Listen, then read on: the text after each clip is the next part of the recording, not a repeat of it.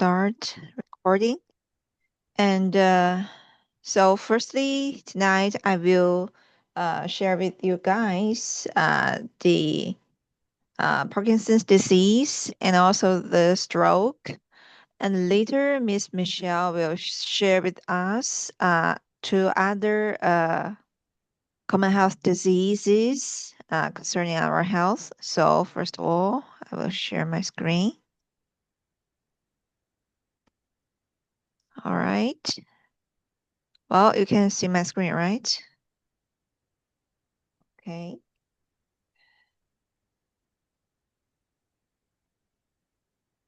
Okay. So now, first of all, let's get to know Parkinson's disease that affecting our nerve system. So, first of all, let's see what is Parkinson's disease. Parkinson's disease is a progressive neurological disorder that primarily affects movement. It's like having a movement software glitch in your brain. It occurs when specialized nerve cells in a part of the brain called the substantia nigra die or become damaged. These cells normally produce dopamine, a chemical messenger that helps coordinate smooth, controlled movements. As dopamine levels drop, symptoms like tremors or shaking, stiffness, slowed motion, and balance problems emerge. So, this is briefly Parkinson's disease introduction. Now let's see the symptoms of this disease. Parkinson's disease symptoms extend far beyond the well known tremor and can be broadly divided into two categories: motor and non motor symptoms. The primary motor symptoms form the classic clinical picture and include tremor, often a pill rolling shake that starts in one hand at rest.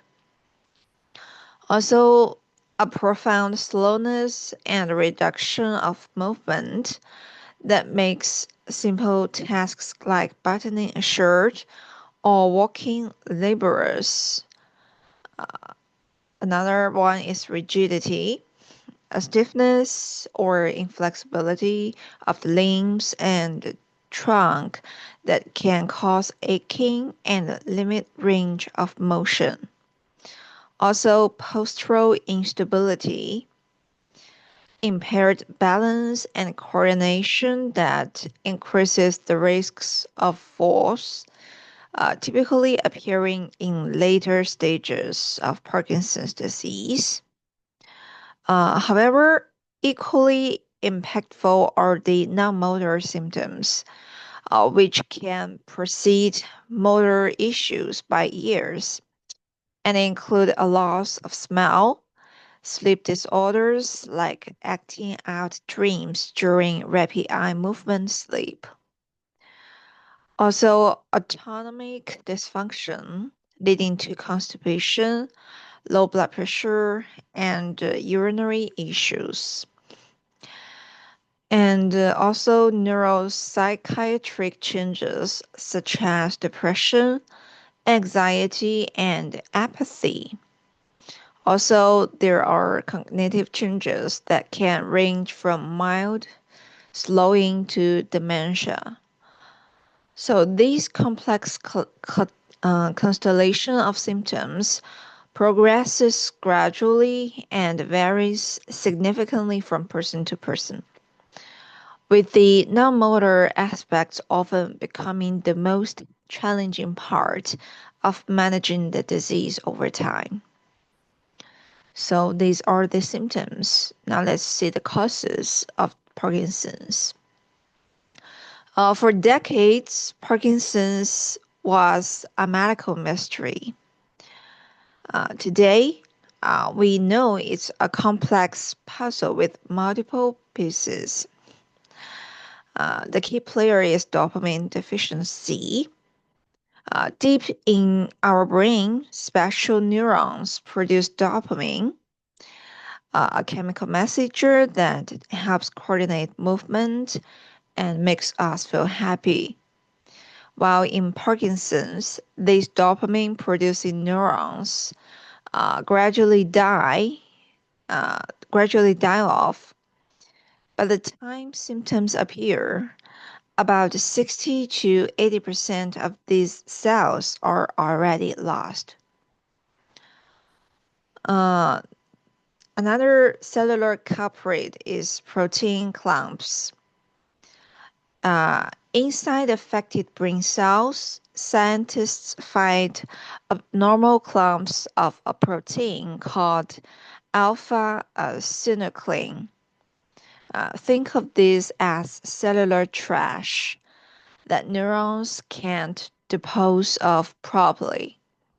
These clumps, called Lewy bodies, they may be toxic to brain cells and disrupt normal function. Uh, Other causes, including genetics and environmental tangle. For most people, Parkinson's results from a complex dance between genetics and environment.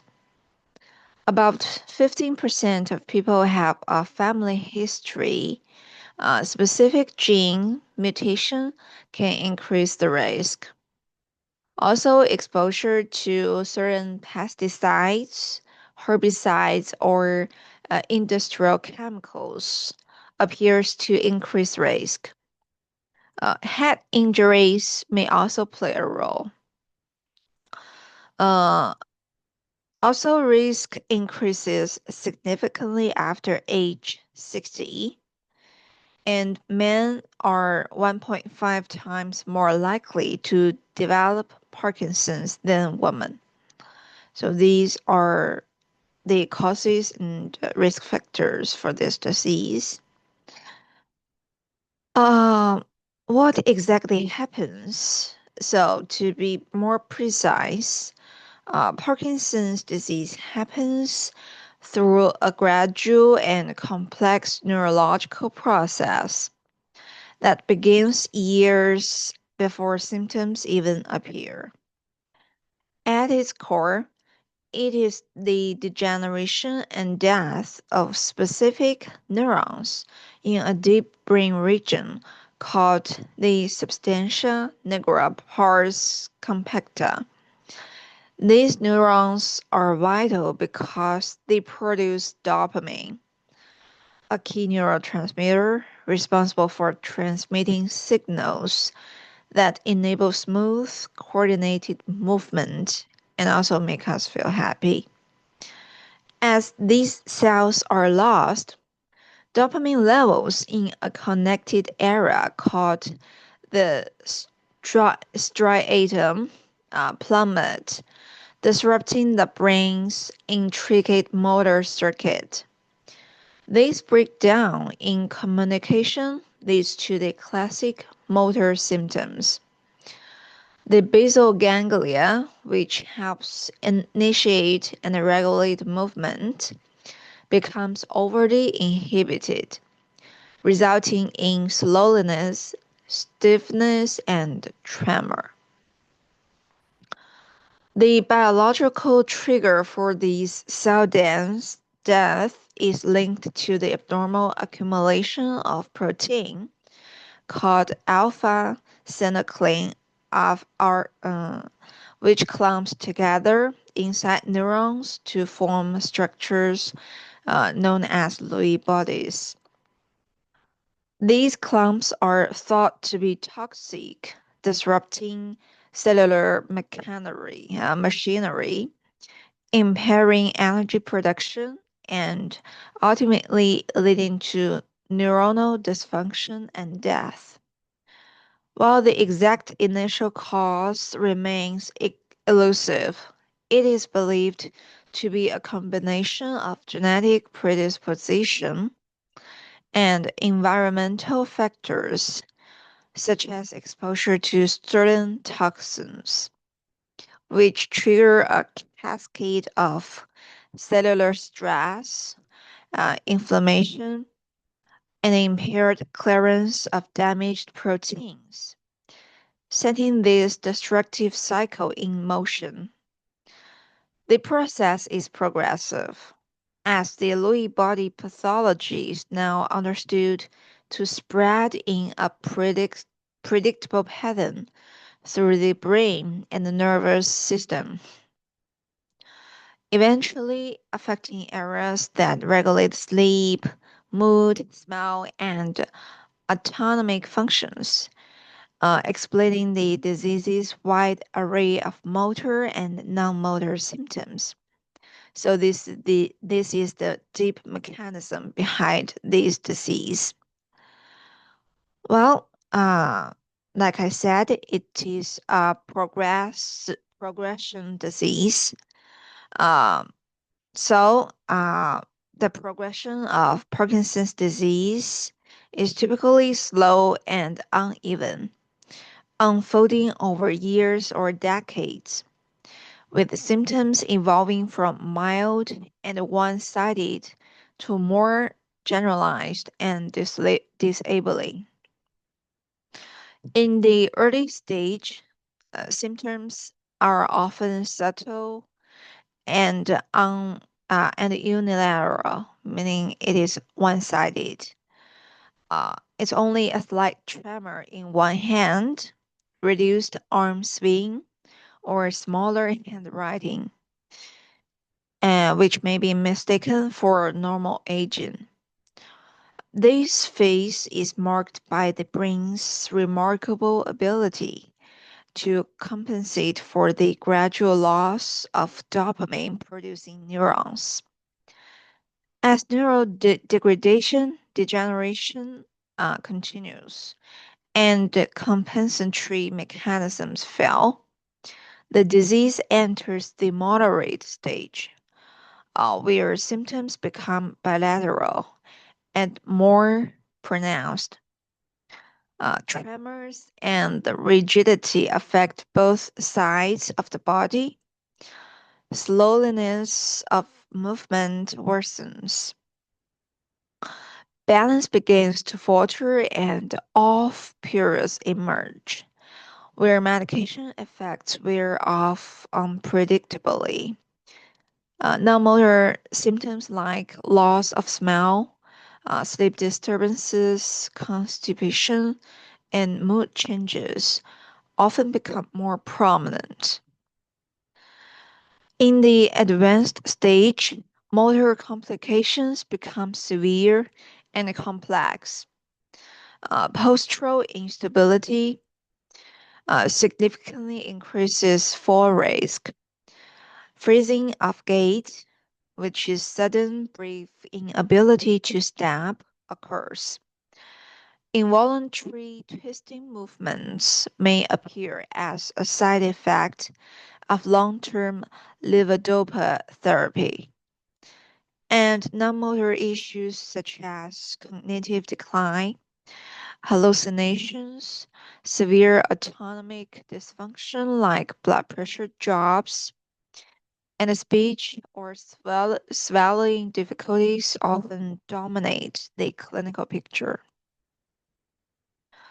However, the rate and pattern of progression vary widely among individuals, influenced by factors like age at onset, overall health, and specific genetic backgrounds, and the spread of Lewy body in the brain largely dictates the expansion and the worsening of both motor and non-motor symptoms over time. So these are the stages of the progression of disease. Then how to manage this disease. Uh, Firstly, we should see that there is no cure for Parkinson's disease yet. Treatments can significantly improve quality of life, however. Uh, as for medications, the gold standard is levodopa, which is a dopamine replacement. When converted to dopamine in the brain, it helps restore movement control. Other medicines can also enhance dopamine's effect or target different symptoms. For some patients, surgeons can implant tiny electrodes in specific brain areas. These brain pacemakers deliver electrical pulses that block the abnormal signals causing these symptoms. Also, physical therapy can help improve mobility, balance, and strength. Speech therapy addresses soft speech and swallowing issues, while regular aerobic activity may be the most underrated treatment. Researchers are testing exciting new approaches, including antibodies to clear protein clumps, gene therapies, and stem cell treatments. So, maybe in the near future, there are more treatments available for the patients. Um, like we always say, prevention is always better than treatment. So, while there is no guaranteed prevention, science suggests these strategies may reduce risk. Firstly, move regularly. People who engage in regular aerobic exercise have a significantly lower Parkinson's risk. So aim for 150 minutes weekly. Uh, Coffee and tea can also offer benefits uh, because caffeine drinkers show reduced risk in numerous studies. Uh, Mediterranean diet is rich in fruits, vegetables, whole grains, and healthy fats. They also help. Uh, Also, you need to avoid toxins. Limit exposure to pesticides and herbicides when possible. Head protection is important too. So use helmets during activities with fall or head injury risk. Last but not but also importantly is that stay socially and mentally active. An engaged brain may be more resilient. Now let's see more. Uh, Green World products help as well. First product we recommend is spirulina plus capsule. Antioxidants in this product, such as vitamin C, vitamin E, and flavonoids, protect brain cells from oxidative stress, which contribute to neurodegeneration. Magnesium may reduce muscle cramps and promote relaxation. Vitamin D may support bone health and reduce the risk of falls. Fiber alleviates constipation, a common Parkinson's disease symptom. Uh, but here is a tip. As taking levodopa is an essential treatment to Parkinson's disease, uh, levodopa should be taken at least 2 hours apart from high protein foods like spirulina plus capsule, because there uh, is intervention between those two. Let's see more. Deep sea fish oil capsule is another product recommended here because it is rich in omega-3 fatty acids, which reduce inflammation and may support brain function. Super CoQ10 capsule is an antioxidant that may improve cellular energy production and reduce neurodegeneration. Ginkgo biloba capsule contains flavonoids and terpenoids, which are potent antioxidants. These compounds help neutralize free radicals, which can cause oxidative stress and damage brain cells. Oxidative stress is a key factor in the neurodegeneration seen in Parkinson's disease. So, by reducing oxidative damage, ginkgo may help slow the progression of Parkinson's disease or alleviate some symptoms. Besides, ginkgo is known to improve circulation and increase blood flow to the brain. In Parkinson's, where motor symptoms are linked to reduced blood flow to certain brain areas, such as the basal ganglia, improved circulation could potentially support better brain function and motor coordination. Blueberry supernutrition is also recommended. Uh, Blueberries can help with Parkinson's disease due to their high levels of antioxidants, particularly anthocyanins. The antioxidants help reduce oxidative stress, which is believed to contribute to the neurodegenerative process in this disease. By scavenging harmful free radicals, blueberries may protect neurons from damage. Uh, Also, chronic inflammation plays a role in the progression of Parkinson's. Blueberries have anti-inflammatory properties, which may help reduce brain inflammation, potentially slowing the progression of the disease. Parkinson's can also affect cognitive function. Blueberries have been shown to improve memory and cognitive function in some studies, thanks to their ability to enhance brain plasticity and communication between brain cells. While not directly increasing dopamine levels, blueberries may indirectly support the brain's ability to maintain healthy dopamine systems due to their neuroprotective effects.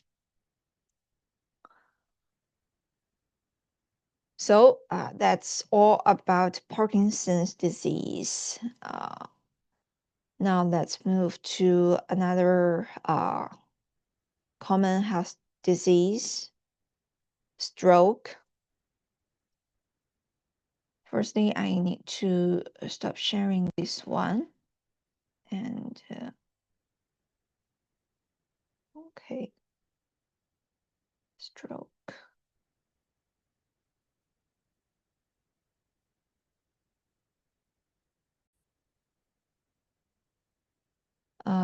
So stroke is a medical emergency, and it is the second leading cause of death worldwide. That's why we need to attach importance to it. First of all, what is stroke? It is often called a brain attack, similar to heart attack. It occurs when blood flow to part of the brain is blocked by a clot or when a blood vessel bursts or ruptures. Blood vessels carry oxygen and nutrients to the brain. And when part of the brain can't get the blood and oxygen it needs, brain cells begin to die within minutes. The effects depend on where in the brain it happens and how much is damaged, potentially causing paralysis, speech loss, vision problems, or even death. A stroke is a medical emergency that can change lives uh, in an instant. It can happen to anyone at any age, anytime. So if you think you or someone you are with is having a stroke, immediately call your local emergency services. The sooner someone is diagnosed and treated, the more likely they'll survive a stroke. Every second counts. So, secondly, let's see what causes this problem. All strokes have underlying causes. Most strokes are caused by other conditions called risk factors. The most common risk factors for strokes are well known and are treatable.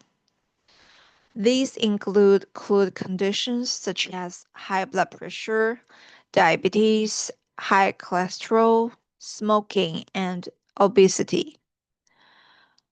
Because of research studies, we also know that there are factors that can't be controlled, such as increasing age, race, ethnicity, family history, and previous stroke, transient ischemic attacks, or heart attack.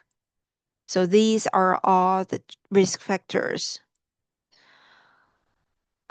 Then what are the signs and the symptoms of a stroke? Like I said, stroke can happen to anyone, anytime.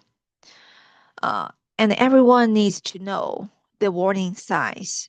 If you are having stroke symptoms or notice stroke symptoms, just in someone, just act fast and call emergency medical service. Time loss leads to more brain loss. Stroke can cause lots of different symptoms. To recognize the warning signs of a stroke in yourself or someone else, remember the acronym Be Fast. The B is for balance. You ask the person to stand and notice does the person have trouble staying on their feet. The E is for eyes. Ask the person if they see double or if things are blurry. If is there any increase in vision? Is there any decrease in vision? F is for face drooping. Does one side of the face droop or is it numb? Ask the person to smile. Is the person's smile uneven? A is for arm weakness. You can ask patient, is one arm weak or numb? Ask the person to raise both arms. Does one arm drift downward? S is for speech difficulty. Is the speech slurred? Is the person unable to speak or hard to understand? Ask the person to repeat a sentence like, the sky is blue. Is the sentence repeated correctly? T is for time to call emergency medical service. Stroke is an emergency. Every minute counts, so call for help immediately. If possible, look at your watch, phone, or a clock to track when symptoms start. Telling a healthcare provider when symptoms begin can help them know which treatment options are best. Uh, Actually, there are many types of stroke. Uh, Ischemic stroke and hemorrhage stroke. Ischemic strokes usually happen because a blood clot blocks a blood vessel connected to your brain. Uh, Issues that can cause these kinds of clots include hardened arteries, we call it atherosclerosis, atrial fibrillation, especially when sleep apnea causes it. Also, clotting disorders, heart defects, including atrial spatial defect and a ventricular spatial defect. Microvascular ischemic disease is also a risk factor. Another type of stroke is hemorrhage stroke. Uh, it happens when a blood vessel in your brain breaks or tears. Causes can include uh, brain aneurysm, brain tumors, high blood pressure, especially if it's very high or if you have it for a very long time. Another one is my moya disease. Uh, this is kind of brain of disease affecting your blood vessels in your brain, and also any other condition that weakens blood vessels in your brain. Uh, Another type is a transient ischemic attack, TIA in short. Sometimes it is called a mini stroke. It is like a stroke, but the effects are temporary.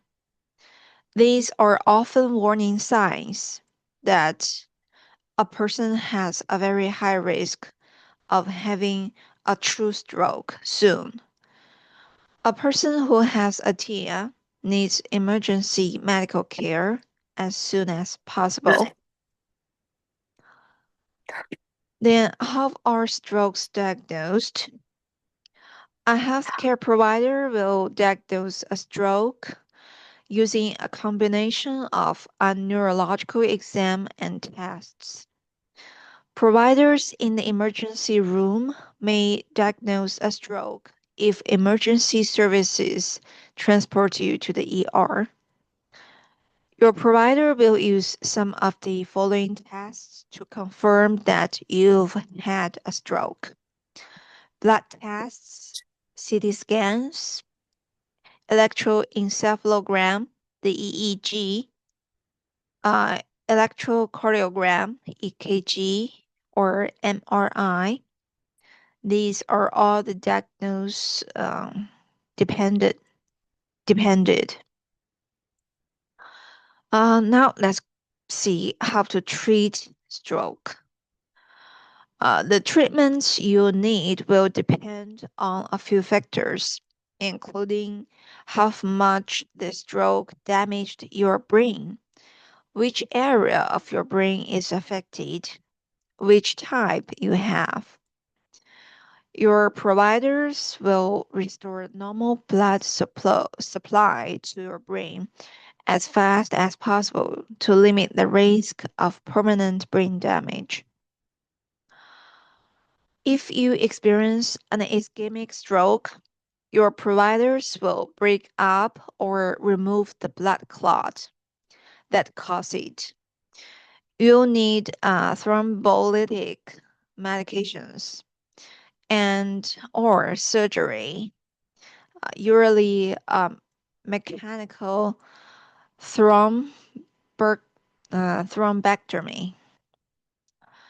Your providers may also give you medications to manage your blood pressure. But if you have a hemorrhagic stroke, your providers will control the bleeding that caused it.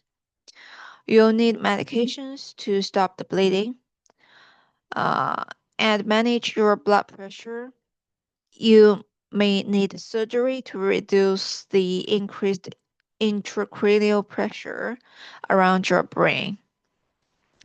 Your healthcare providers or surgeon will tell you exactly which treatments are best for you, what to expect, and how long it will take to recover. Stroke rehab is also an important part of stroke treatment. You'll need rehab to help you adjust to changes in your brain and body after a stroke. You may need to regain abilities you had before or adjust to new or different disabilities. You might need a combination of cognitive rehab, occupational therapy, physical therapy, or speech therapy, and or speech therapy. The cognitive rehab can help improve your memory, concentration, and other mental abilities, while occupational therapy help you safely complete your daily tasks, especially chores or activities that need precise body movements. And physical therapy helps strengthen your muscles, improve your balance, and regain use of your arms and legs. While speech therapy helps regain or improve your language and speaking abilities and control the muscles that help you talk, breathe, and eat and swallow. So these are the treatments. Now you might have a question in mind. What time it takes to recover from a stroke? A stroke lasts as long as your brain isn't getting the right amount of blood flow. Your brain cells die if they go too long without oxygen from a fresh blood supply. If enough brain cells in an area die, the damage becomes permanent. These can cause permanent disabilities and other changes in how you can use your body. Restoring your normal blood flow may prevent that permanent damage or reduce its severity. That's why time is critical in treating a stroke. Even after you receive treatment, it's common for the effects to linger. Everyone's body responds differently to a stroke. What you can expect after a stroke depends on a few factors, including how quickly it was treated, which areas of your brain it affected, which type of stroke you had, and also your overall health. Most people take a few months to recover after a stroke, but your provider will tell you what to expect. They'll help you set recovery goals and expectations that fit your unique health and situation. Uh, but like I said, like we always said, prevention is the most important. Up to 90% of strokes are linked to modifiable risk factors. So your action plan is to tame the pressure, control the hypertension if you have, which is the number one controllable risk factor for stroke. Also, quit the smoke if you do, because smoking doubles your risk by damaging blood vessels. Another advice is to move your body. 30 minutes of moderate activity most days keeps vessels healthy. Also, eat smart because a plant heavy, low salt diet like the Mediterranean diet fights plague. And manage cholesterol levels to avoid plague and manage your blood sugar because diabetes damages vessels. Another advice is to treat atrial fibrillation, an irregular heartbeat, if you have, which can cause blood clots inside your blood vessels. And visit a healthcare provider for a checkup every year or as often as they suggest. Many of the health conditions and issues that can cause stroke develop and build up over time, uh, and may not cause symptoms you can notice. Many people with high blood pressure never feel or sense anything wrong. Your provider will help you catch and manage any warning signs before they increase your risk of a stroke later on. Like I stressed, a stroke is a medical emergency that requires immediate medical attention. Green Road is recommended during recovery phase as a complementary approach. While not a replacement for standard medical treatments such as rehabilitation therapies and prescribed medications and surgeries. So the first product we recommend here is Dension Combo Capsule.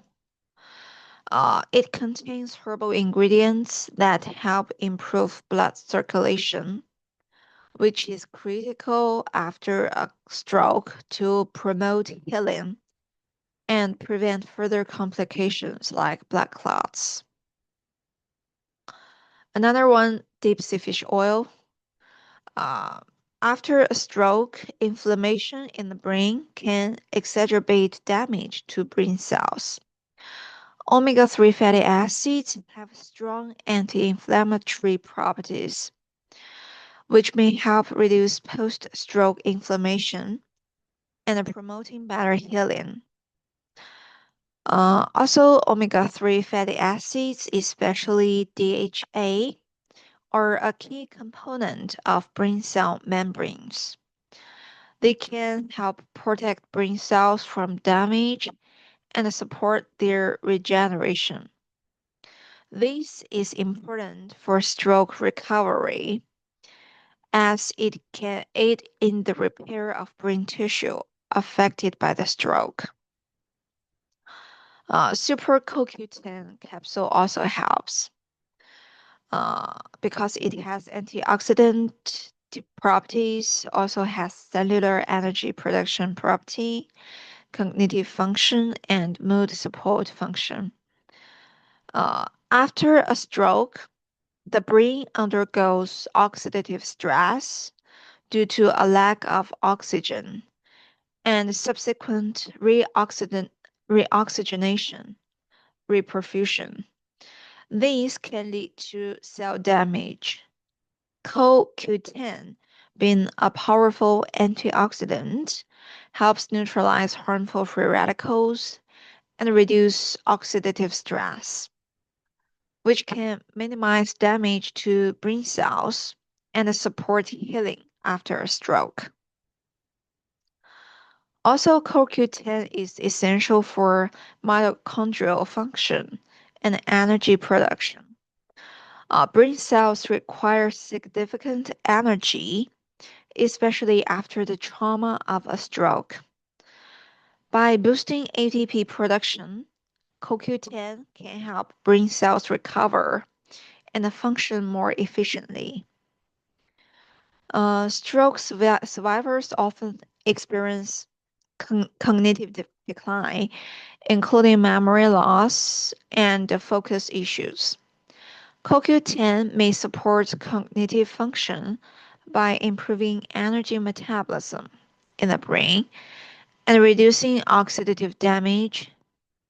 Furthermore, because CoQ10 can positively affect cellular health, it may also improve mood and reduce depression, which is common after a stroke. Another product recommended is lecithin capsule. Due to its high phosphatidylcholine content, it is essential for the structure and function of cell membranes, including those of brain cells. After a stroke, brain cells can be damaged, and the lecithin may support the repair and regeneration of these cells by improving membrane integrity and function. Also, phosphatidylcholine derived from lecithin is a precursor to acetylcholine, which is a neurotransmitter that plays a crucial role in memory, learning, and overall brain function.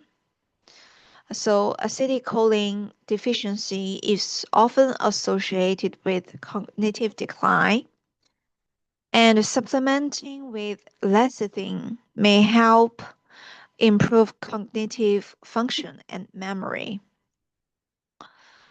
which is especially important after a stroke. Uh, Lecithin also plays a role in fat metabolism and helps break down fats in the liver. After a stroke, maintaining healthy cholesterol level is important to reduce the risk of further strokes or cardiovascular problems. Lecithin can help in in managing cholesterol and fat metabolism, which may reduce the risk of another stroke. Well, that's all about the stroke and how to prevent and recover from a stroke with Greenwald Health products. So thank you very much for listening. Now I will stop sharing my screen, and Miss Michelle, it's your turn. Thank you, Shadrin. Okay, just a moment. I'll share my screen now. Okay. Okay.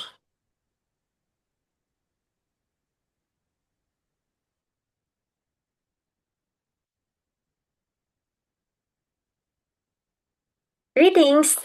Now, let's get to know the most common form of arthritis, osteoarthritis. So, what is osteoarthritis? For short, OA. Imagine your joints are like the hinge on a well used door.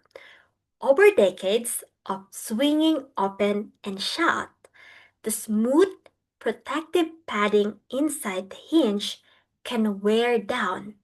The metal might start rubbing against metal, causing squeaks, stiffness, and difficulty moving. That, in essence, is osteoarthritis.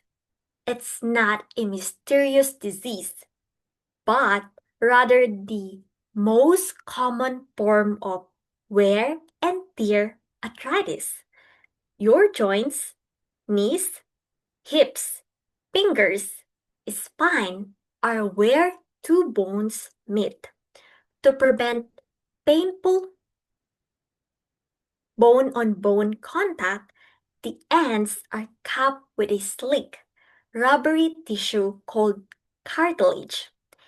Think of it as your body's perfect shock absorber and lubricant. Osteoarthritis is the gradual breakdown of this cartilage as it thins and breaks the bones underneath began to rub together. This leads to pain, swelling, and the loss of that smooth, effortless movement you once had. And this isn't the whole picture. Historically, osteoarthritis was known as a wear and tear condition generally associated with aging, but we know now that it is a disease of the entire joint, including bone, cartilage, ligaments, and fat, and the tissues lining the joint, the synovium.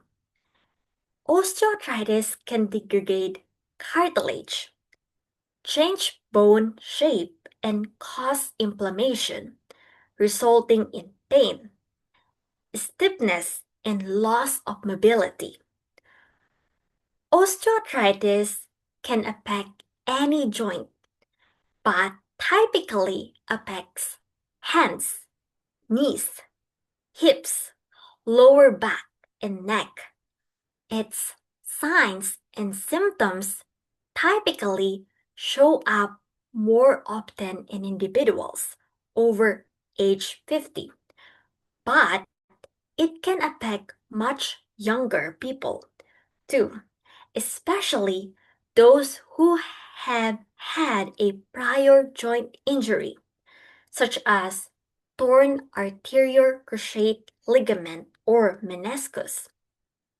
It typically develops slowly over time, but after such an injury, it can develop much more rapidly within just a few years. However, osteoarthritis is not an inevitable aging disease. Some people never develop it. So, what causes osteoarthritis? It's rarely just one thing. It's usually a combination of factors over a lifetime. The clock age, the single biggest risk factors, just like tires on a car. Cartilage can naturally degrade with many years of use. It often appears in people over 50. And the load, weight, and overuse. Extra body weight dramatically increases stress on weight bearing joints like knees and hips. Repetitive stress from certain jobs or sports can also accelerate wear. And next, the blueprint genetics. Some people inherit a tendency for weaker cartilage or slight joint misalignments. Also, women are more likely to develop osteoarthritis than men. And the injury, past trauma, a bone fracture or cartilage or ligament tear can lead to osteoarthritis, sometimes more quickly than in cases where there is not an obvious injury. And next, weak muscles.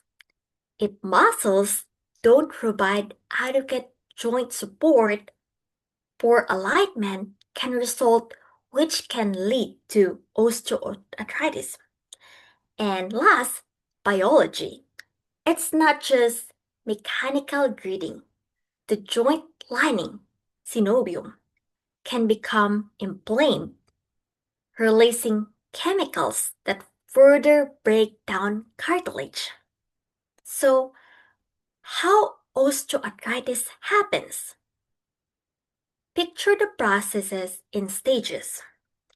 Stage number one, the smooth, slippery cartilage surface starts to soften and become frayed. And stage number 2, the cartilage begins to visible wear away.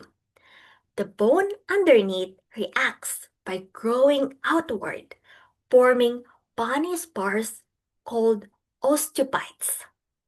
And stage number 3, the cartilage layer becomes thin with large cups. The joint space narrows. Inflammation flares up, causing the joint to swell with excess fluid. And stage number 4, bone on bone.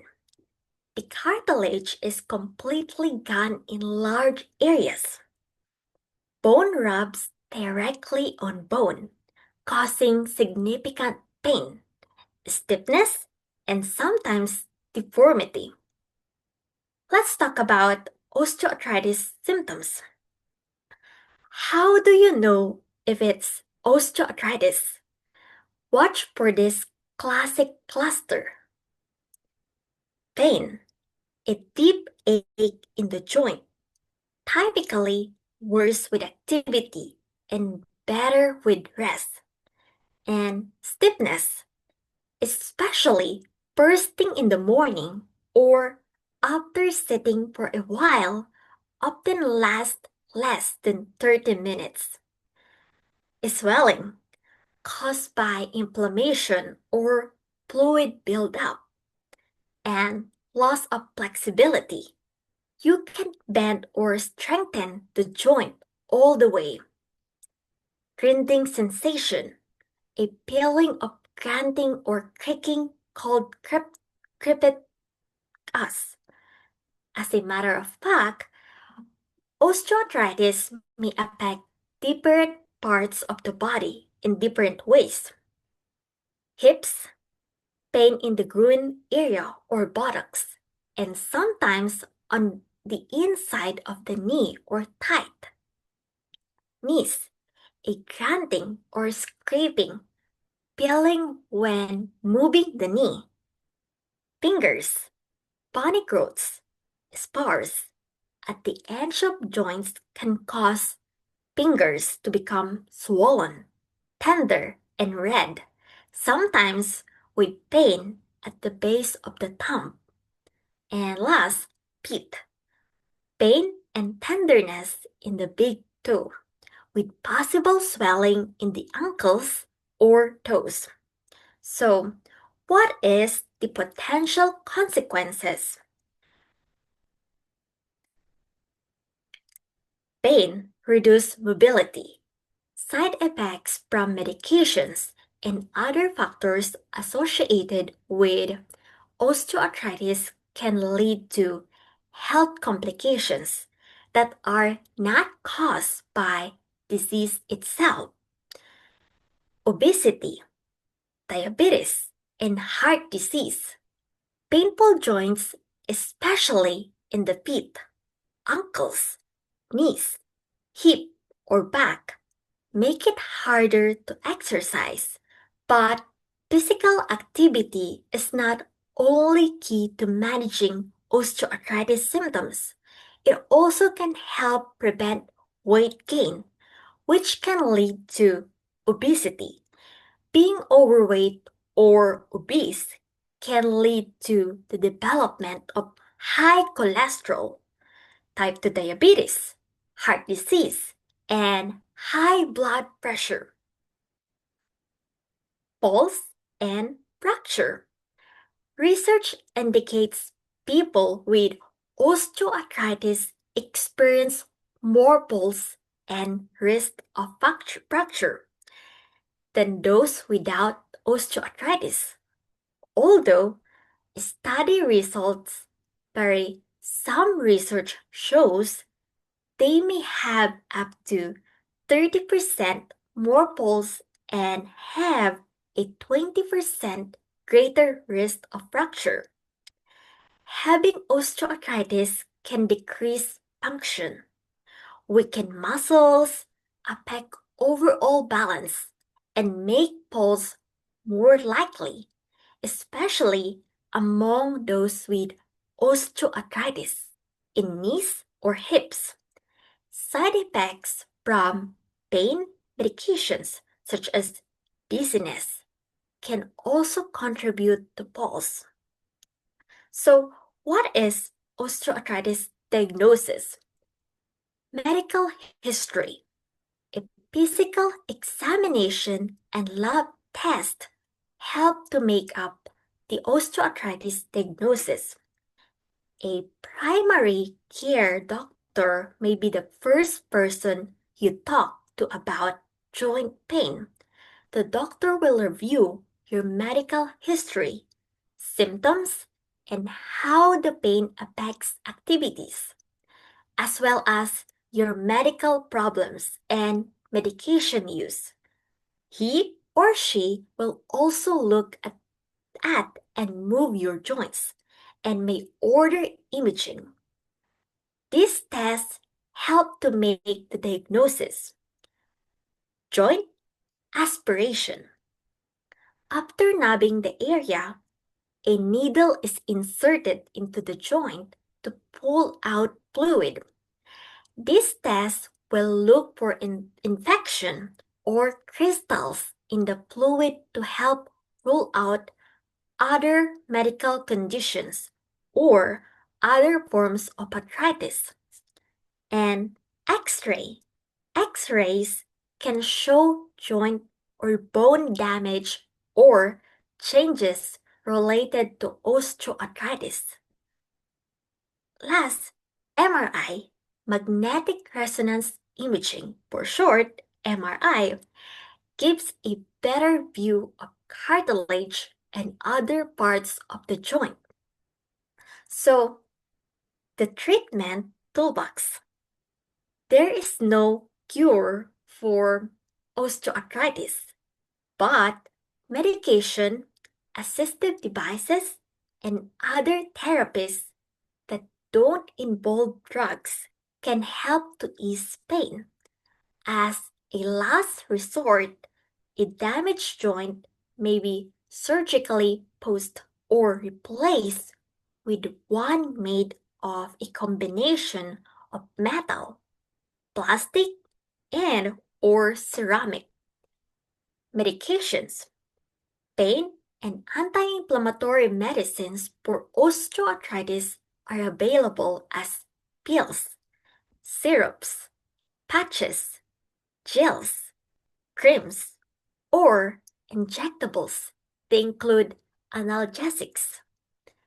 There are pain relievers and include acetaminophen and opioids. Acetaminophen is available over the counter, for short OTC. Opioids must be prescribed by a doctor. And second, non-steroidal anti-inflammatory drugs, for short NSAIDs. These are the most commonly used drugs to ease inflammation and pain. They include aspirin, ibuprofen, naproxen, and celecoxib, available either OTC or by prescription. The OTC versions help with pain but not inflammation. Counter irritants.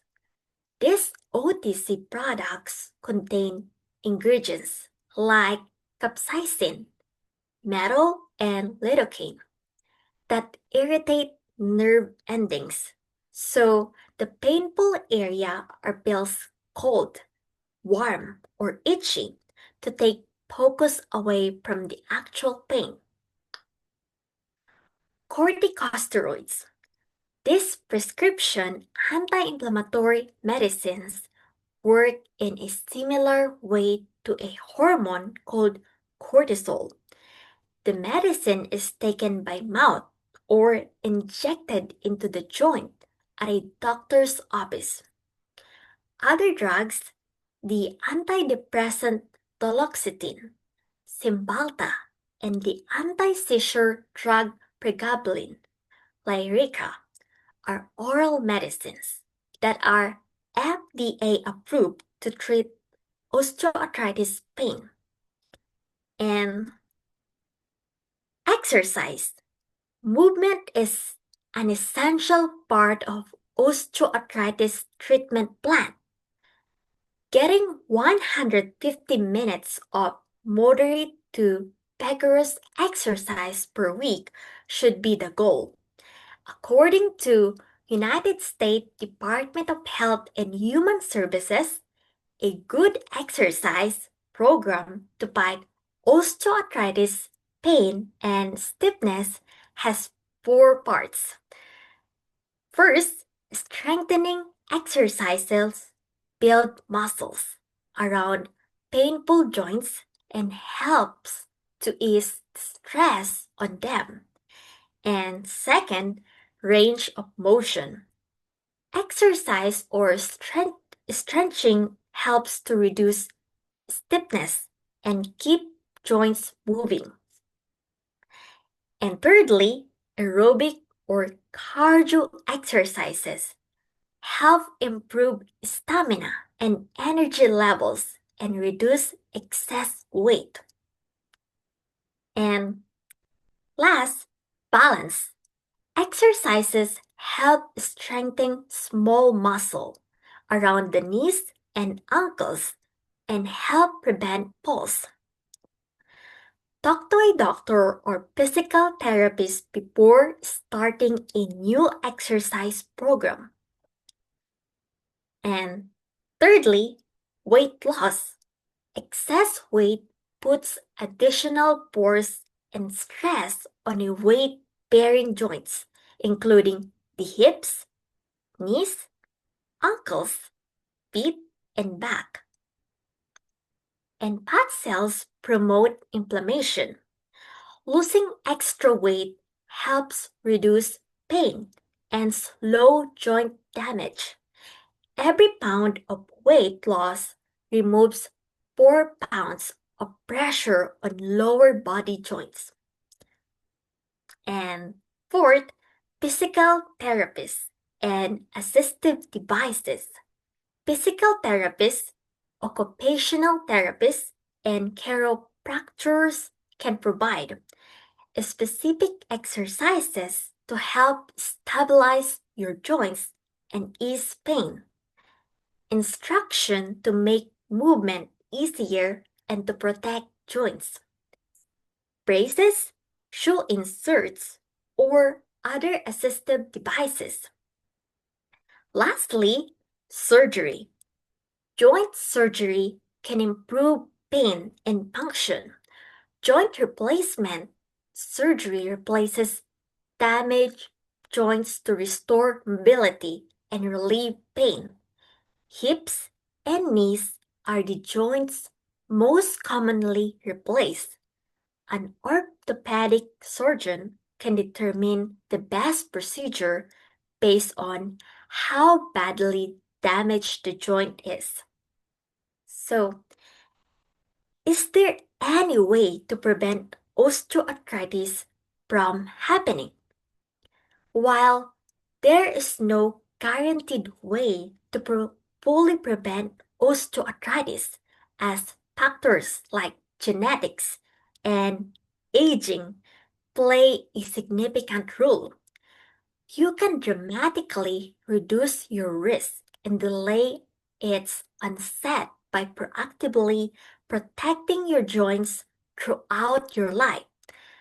The cure strategy centers on managing the load and lubrication of your joints.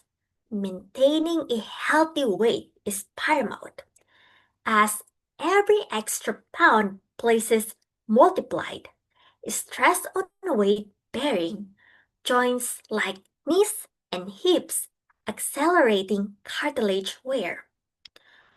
Complement this with consistent, low impact exercise such as swimming, cycling, or walking, which strengthens the muscles that act as natural shock absorbers for your joints, improves stability, and promotes the circulation of synovial fluid that nourishes cartilage. It's equally crucial to avoid joint injuries by using proper techniques during sports in daily activities and to listen to your body by balancing activity with rest to prevent repetitive overuse.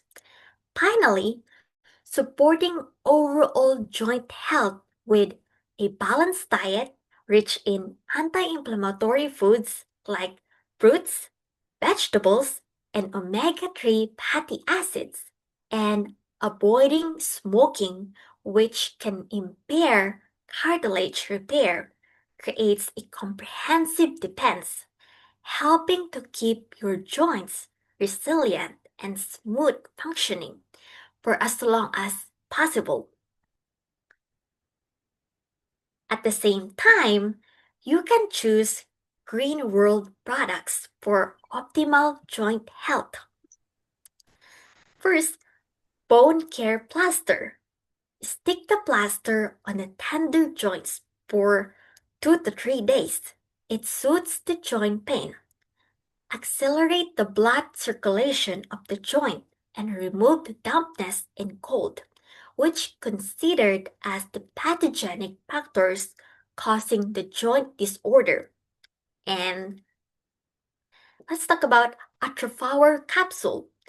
Calcium improves the bone building, and the herbal ingredients alleviate the pain, swelling, and stiffness of the joints. And last, compound marrow powder. It provides collagen, calcium, magnesium, and phosphorus to build strong bones and joints. Well, that's all about osteoarthritis. Now, let's move to the next topic. Just a moment. Share mine.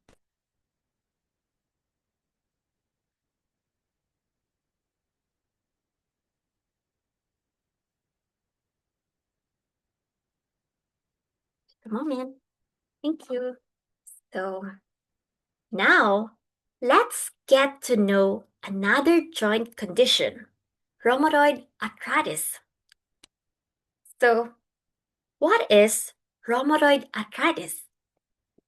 Rheumatoid arthritis is a chronic condition that causes pain, swelling, irritation, and inflammation in the joints.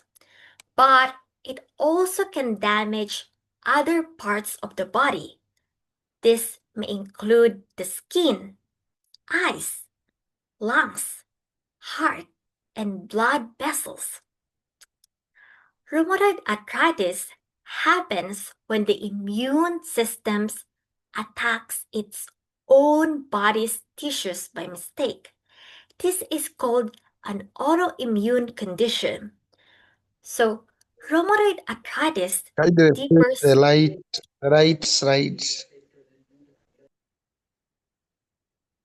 Sorry, what is it?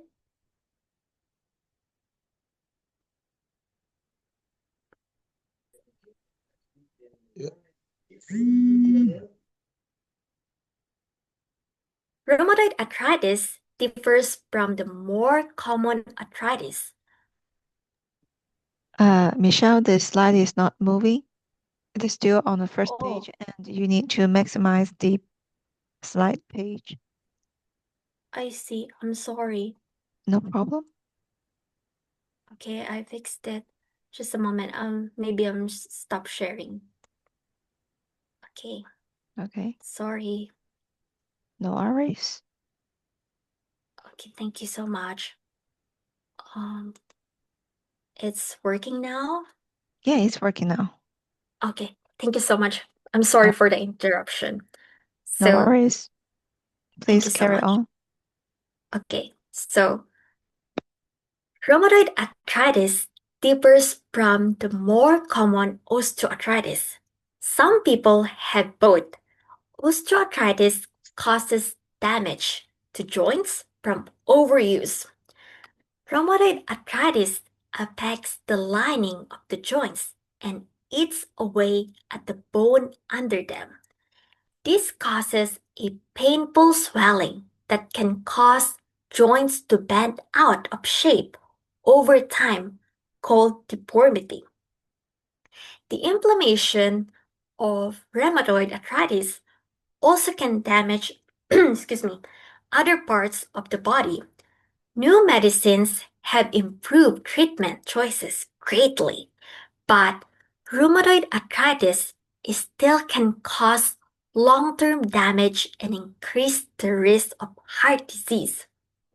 So, let's talk about the symptoms of rheumatoid arthritis. May include painful, warm, swollen joints, joint stiffness that most often is worse in the mornings and after periods of rest. It can last for 45 minutes or longer. Tiredness and fever, and not wanting to eat. Rheumatoid arthritis may affect just a few joints at first. Most often, these are the small joints of the hands and the feet. As the disease gets worse, symptoms may spread to more joints. These most often include the wrist, elbows, hips, knees, and ankles. Most of the time, symptoms affect the same joints on both sides of the body. Many people who have rheumatoid arthritis also have symptoms that affect more than the joints. Areas that may be affected include skin, eyes, lungs, heart, nerve tissues, and blood. Rheumatoid arthritis symptoms may vary in how bad they are. They may come and go. Periods when the condition becomes more active, called flares. Follow periods of less or no swelling and pain. This is called remission. Over time, rheumatoid arthritis can cause joints to bend out of shape and shift out of place. The joints can be hard to use for daily activities at home or at work. So, let's talk about what are the stages of rheumatoid arthritis. The four stages of rheumatoid arthritis are stage number 1. In early stage rheumatoid arthritis, there's inflammation in the tissue around your joints. You may have some joint pain and stiffness. If your provider orders x-rays, they won't see destructive changes in your bones. Stage number 2, the inflammation has begun to damage the cartilage in your joints. You might notice stiffness and a decreased range of motion. Stage number 3, the inflammation is so severe that it damages your bones. You'll have more pain, stiffness, and even less range of motion than in stage 2. You may start to see physical changes. And stage number 4, in this stage, the inflammation stops, but your joints keep getting worse. You'll have severe pain, swelling, stiffness, and loss of mobility. It may take many years to go through all stages, and some people don't progress through all stages. Let's talk about causes. Experts don't know the cause of rheumatoid arthritis, but it's a condition in which the immune system attacks healthy joint tissue by mistake, called autoimmune. Normally, your immune system protects your body from disease. The cause is likely a mix of genetic changes and factors from outside the body called environmental. Hormones may play a role. An infection with certain viruses may start rheumatoid arthritis in people whose genes make them more likely to get it. Scientists have studied many genes as potential risk factors for rheumatoid arthritis. Certain genetic variation and non-genetic factors contribute to your risk for developing rheumatoid arthritis. People born with variations in human leukocyte antigen, for short, HLA, genes are more likely to develop rheumatoid arthritis. HLA genes help your immune systems tell the difference between proteins your body makes and proteins from invaders like viruses and bacteria. And the risk factors. Factors that may increase your risk for rheumatoid arthritis include your sex. People assigned female at birth are more likely than those assigned male at birth to get rheumatoid arthritis. Age. Rheumatoid arthritis can happen at any age, but most often it begins in middle age. Children and young teens may get a related condition called juvenile idiopathic arthritis. And family history. Having a family member with rheumatoid arthritis or other autoimmune conditions may raise the risk of the condition. Smoking. Cigarette smoking over time raises the risk of getting rheumatoid arthritis. Smoking also seems to make the condition worse in people who keep smoking. Gum infection. A serious gum infection called periodontal disease can damage the soft tissue around the teeth and raise the risk of getting rheumatoid arthritis. Excess weight. People who are overweight seem to be at somewhat higher risk of getting rheumatoid arthritis. So, let's talk about the complications. Rheumatoid arthritis increases the risk of getting osteoporosis. Rheumatoid arthritis itself and some medicines used to treat it can increase the risk of this condition. Osteoporosis weakens bones and makes them more likely to break. Rheumatoid noodles. These firm bumps of tissue most often form around pressure points, such as the elbows. But these noodles can form anywhere in the body, including the heart and lungs. Dry eyes and mouth. People who have rheumatoid arthritis are much more likely to get a condition that lowers the amount of moisture in the eyes and mouth. This is called secondary Sjogren's syndrome. Infections. Rheumatoid arthritis and many of the medicines used to treat it can harm the immune system. This can lead to more infections. Vaccinations can help prevent infections such as the flu, pneumonia, shingles, and COVID-19. Carpal tunnel syndrome. If rheumatoid arthritis affects the wrist and the swelling can press on the severe to the hand and fingers. Heart problems. Rheumatoid arthritis can raise the risk of hardened and blocked arteries. It can also raise the risk of swelling and irritation, called inflammation. of the sac around the heart. Lung disease. People with rheumatoid arthritis have a higher risk of swelling and irritation called inflammation of lung tissues.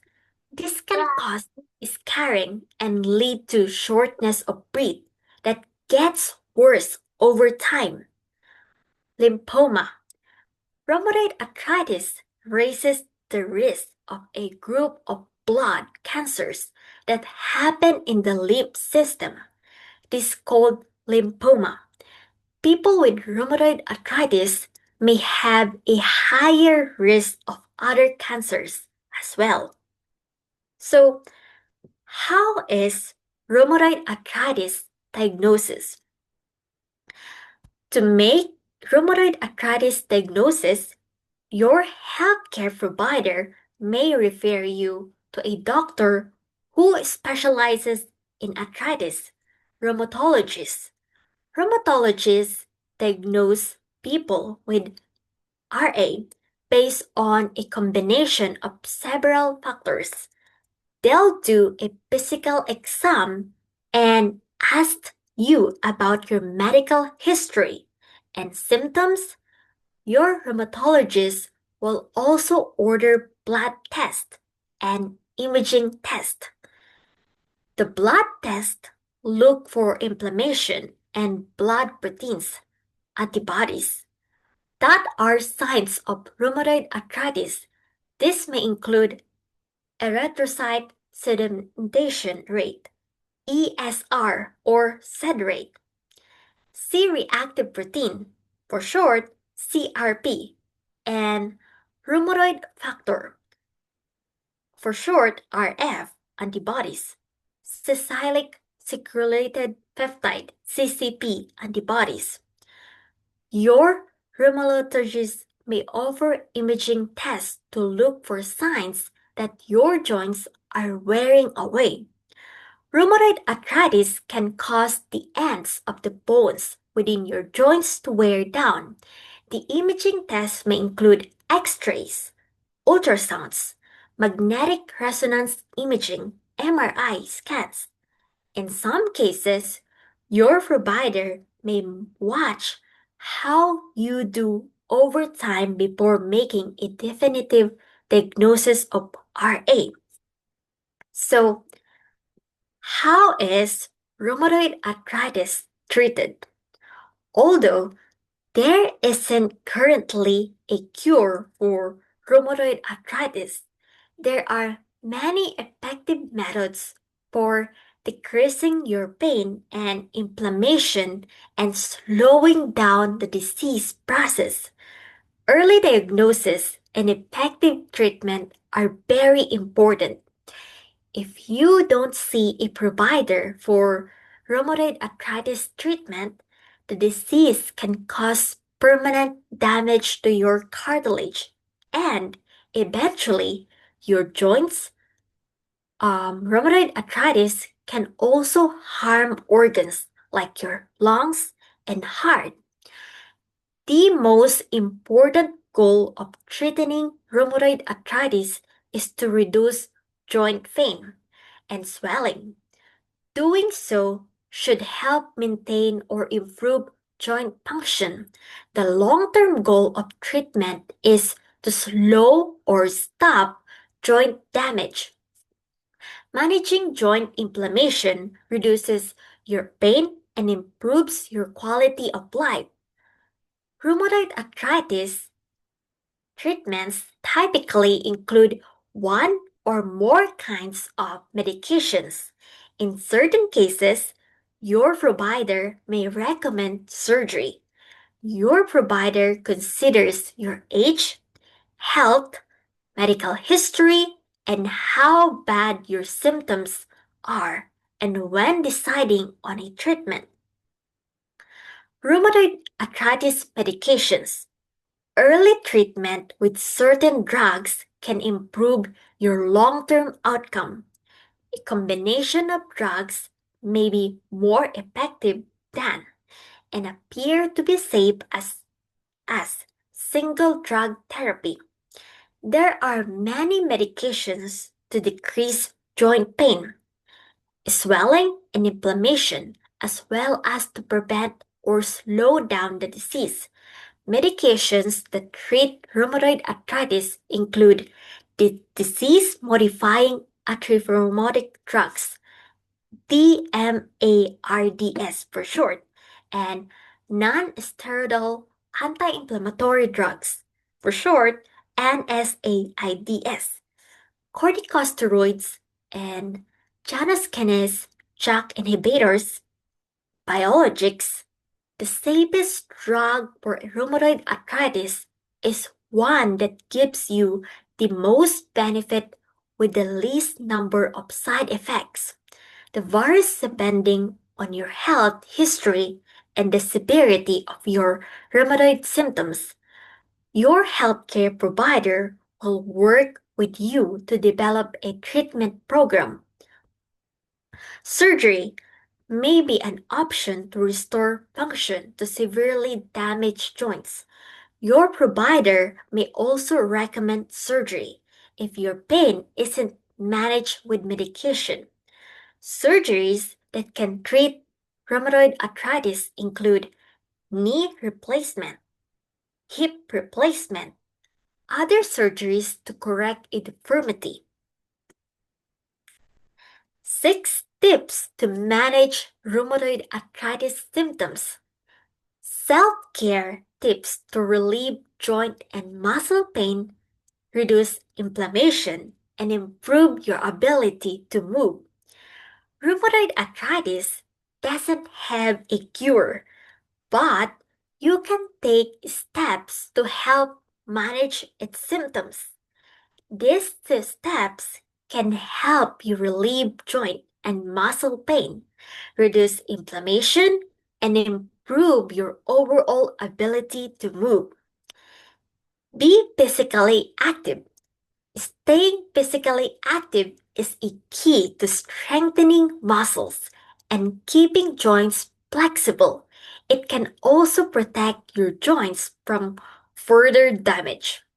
Regular exercise has been found to improve sleep quality, which is especially helpful if your rheumatoid arthritis make it hard for you to sleep. Ask your physical or occupational therapist to recommend activities that are good fit for you. And use heat or cold therapy, warm baths, showers, heating pads, or bags that you heat up in the microwave can help ease pain and stiffness. For symptoms players, it's usually better to use cold packs to numb pain and reduce inflammation. And support your joints.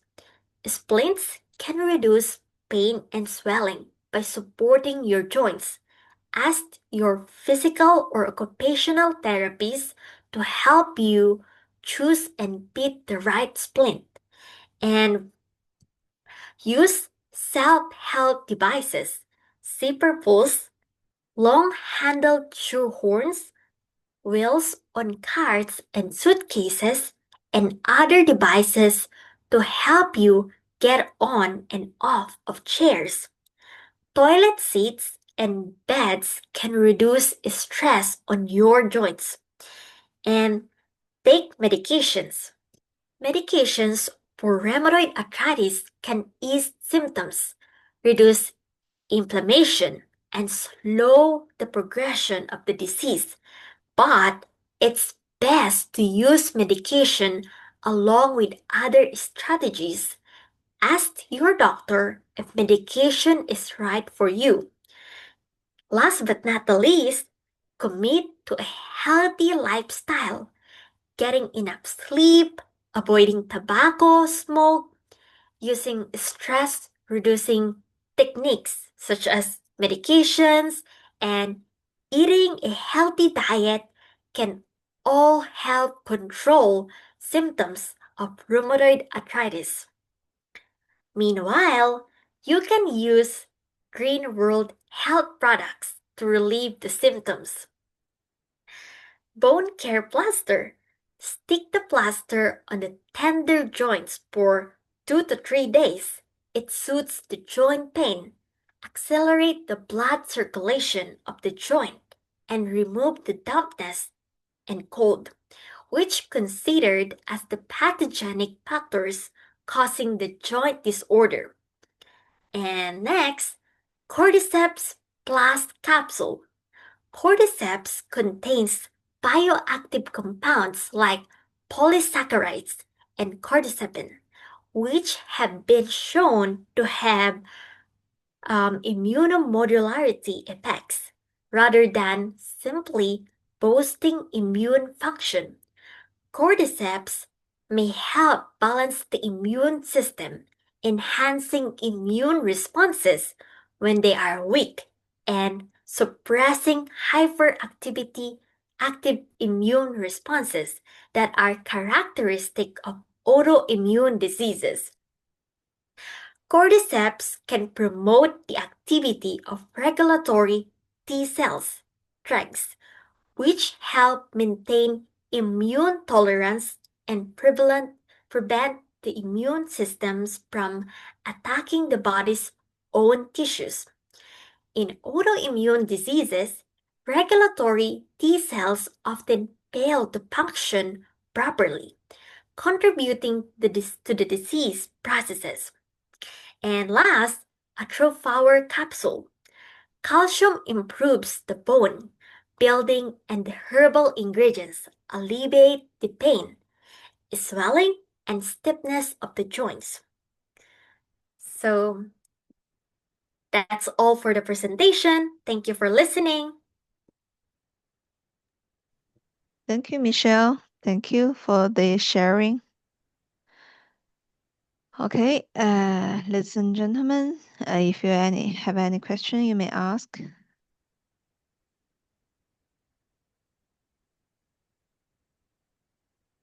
Hello, ma'am. Yes, ma'am. Hello. Hello. Yes. Good evening. Are you able? Yes. Good evening. Are you able to give us this slide to send Uh, to us this slide? Are you able to send us the slide of the presentations? Maybe later, I can send to Mr. Budiman, and Mr. Budiman can share those slides with you guys. Is that available?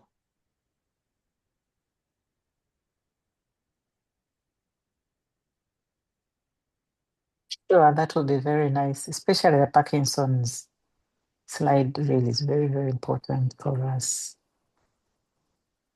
Great to know that. Mhm.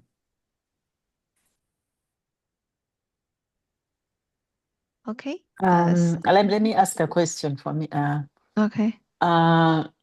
When you're talking about the Parkinson's disease, a lot of the symptoms are also similar to Alzheimer or dementia disease. There's a lot of overlap there, and also some autoimmune disease. So, and I was particularly impressed by the treatment, and I was wondering whether you think Ganoderma is a useful treatment.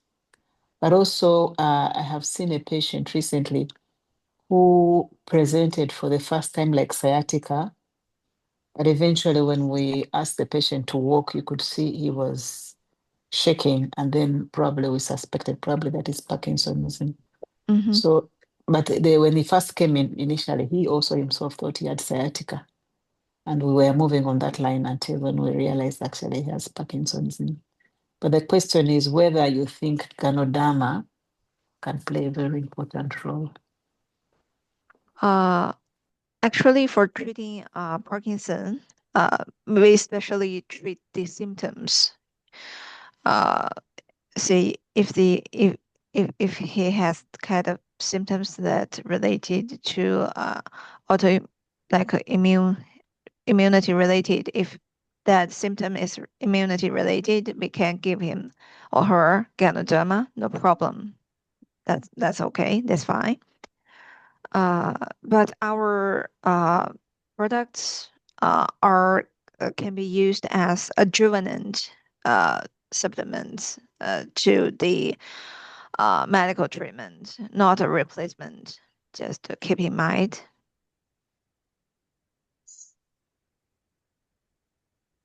All Okay, right, thank you. thank you for the question.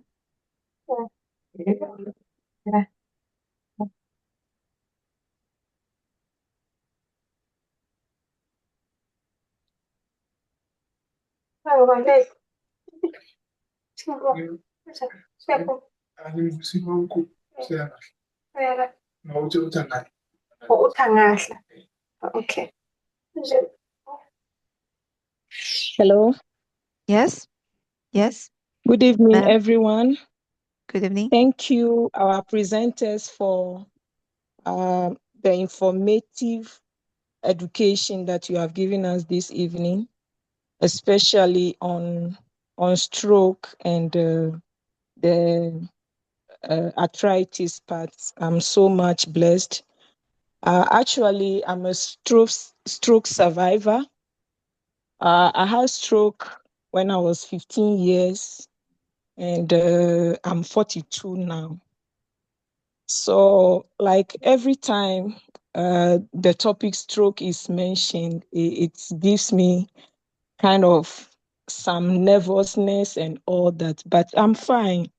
Just that I want to really know um, if there are medications to just control or to prevent like uh, uh, the reoccurring of the stroke again, because anytime like the topic is mentioned, there's that nervousness. So I just want to block it out.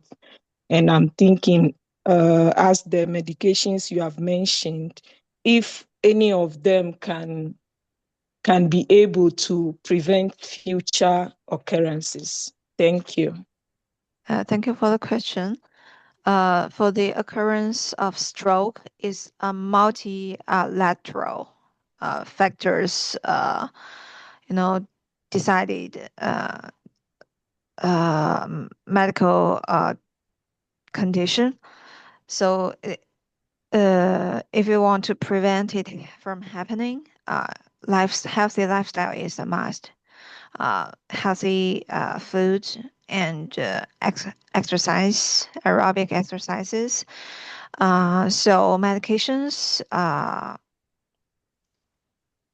I'd say it's a preventative method, but it cannot totally reduce the risk. It can reduce the risk, but it cannot, totally prevent stroke from happening, right? Uh, so, firstly, healthy lifestyle, healthy food, exercise, and also keep your head warm. That is a personal experience. I had a mini stroke earlier because of the air conditioner we use in summer. The wind, it blows so cold that make me, make the blood vessels in the brain shrink so suddenly that the blood stream is constricted and the blood supply, the oxygen supply is restricted. So in that case, you know, a mini stroke happens to me. So later on, I, found that wearing a cap wherever you go, wherever you stay, in case, the wind blowing. Uh, After that, I feel much better. You can try that too. And also, Greenwood health products can help. If you have high blood pressure, you try the tension combo, the products I mentioned earlier, the deep sea fish oil, uh, they help. And also, if you have high blood lipid levels, like I said, deep sea fish oil helps, and also the lecithin capsule helps. If you have high blood sugar levels, the balsam pear tea, the what that product, suddenly, you know, slippery of mind. The products helps with the blood sugar control. Uh, can help.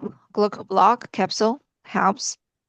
So we just decide which product to choose according to the problems in our body.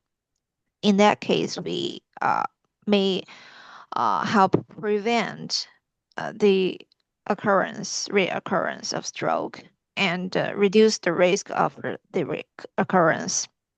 Thank you, ma'am, for the question. Thank you so much. Thank you. God bless you. Thank you. You're welcome.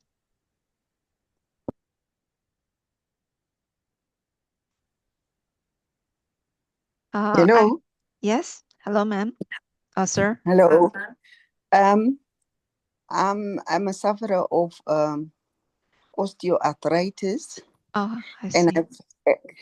I have done knee replacement, Uh-huh. and I know it was due to I have worked for a long time doing the same hard work as a nurse, and now I have retired, and I've picked up weight. The doctor told me that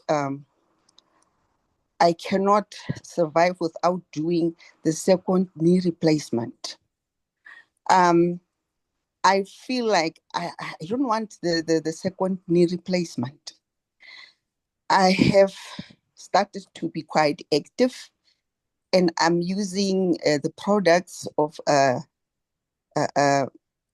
green world concerning the joints, like you have been saying, lecithin, deep sea fish oil, CoQ10, and bone marrow.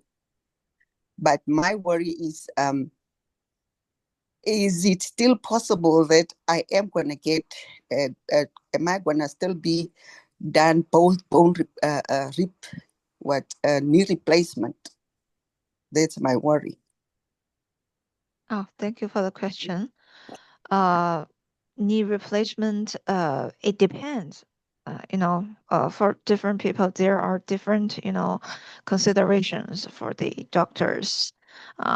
For some people, the doctors may think that knee replacement would be better choice because in that case you can, stand or walk more smoothly than without the replacement the surgery. Uh, Maybe you can try to ask different doctors, see different advices. That's what we often do in China. Doctor in different hospital, they may have different decisions. They may have different suggestions. We can choose which one is better for us. But still, you can still continue to use the products, green world products.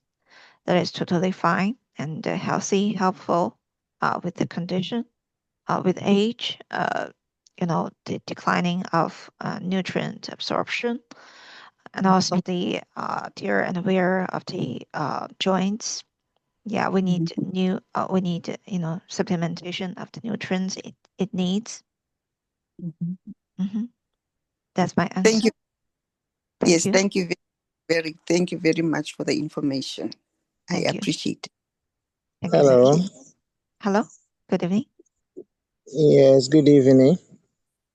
Yes, I want to know in the YouTube official website of the Green World, if you put a title of the trainings or the teachings there so that when we get there, we can quickly find it by the title.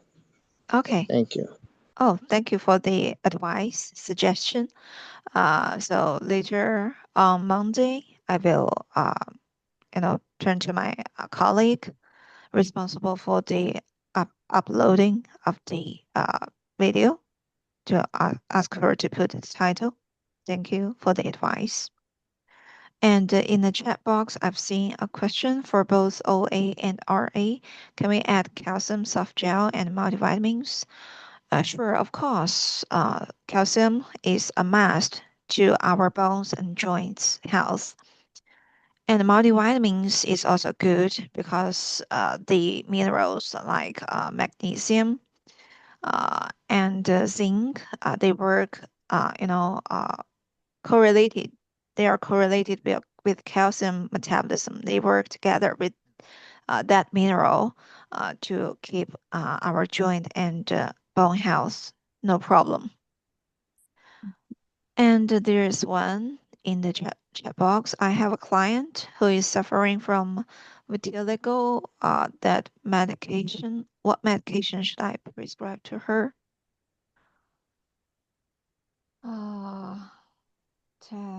That is a very professional question. Let me check.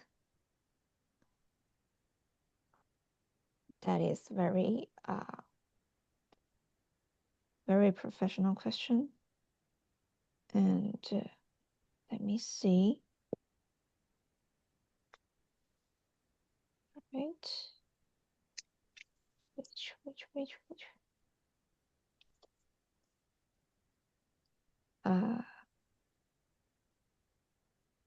Vitiligo.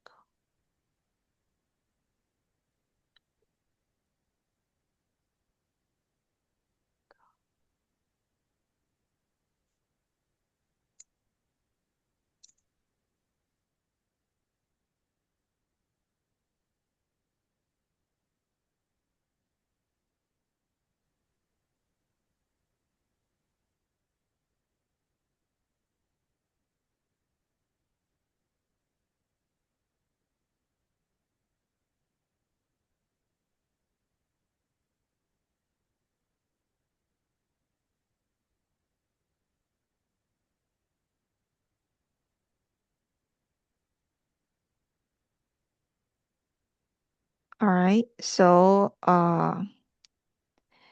for the treatment of vitiligo, medications like steroidal medication and also vitamin D3 uh, and also antioxidants helps too. Okay. But it typically needs medical treatment, like a combination of medical treatments for this condition. Our products, can only help a little. So we still need to advise that patient to go for medical help. There's different therapy, medication, uh, surgery, maybe for the special treatment. Oh, okay. That's not the type of green rod products to recommend. Gout. Next time. For the training on next week, we will share with you how to, deal with gout, and we will share with you the details about gout and how to treat it, prevention, and how to use green rod products with that problem. All right.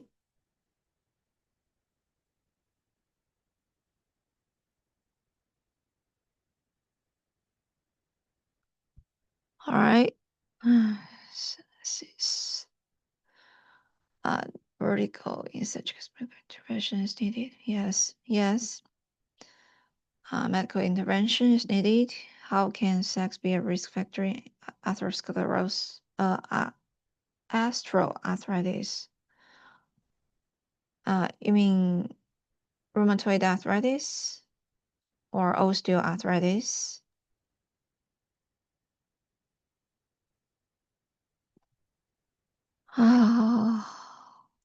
For rheumatoid arthritis,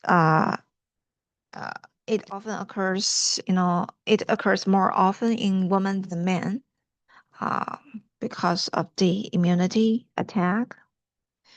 Is it for men or for women?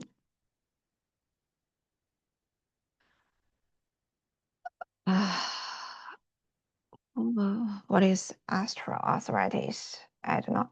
Well, I do not know what's exact meaning.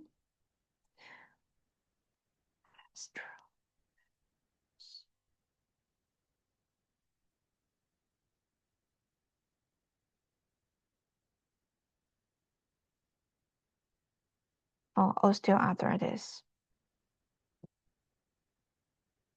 Osteoarthritis affects it affects equally in both men and women, actually.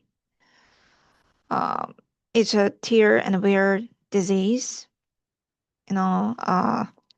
especially happening to older people, because we use our joints every day. It wears away the cartilage inside the joints. And then it occurs more often in athletes, for people who are more active, more physically active.